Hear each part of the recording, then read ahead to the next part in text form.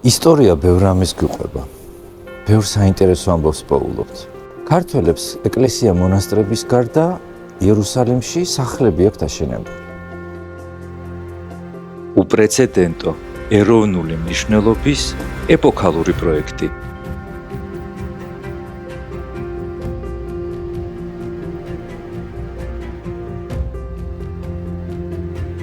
ასეთ რამეს რო ამოიკითხავ, რომ მხოლოდ ერთმა კაცმა 60 სახლი ააშენა.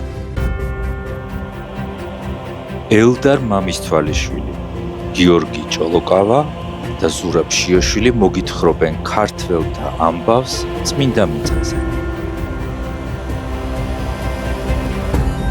იქაურმა ქართველებმა, ესე იგი იმდენად უხვად იყვნენ წარმოდგენილი ქართველობა იქ, რომ თავიანთი წელთაღრიცხვაც კი შექმნეს.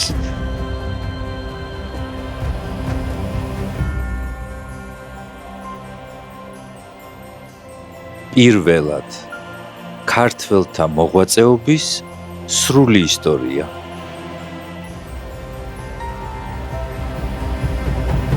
მრავალსერიანი დოკუმენტური ამბავი. ასე რომ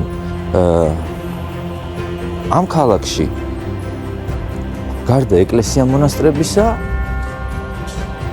სახლები, სასტუმროები, დუქნები და სხვა ნაგებობები ჰქონდათ ქართველებს.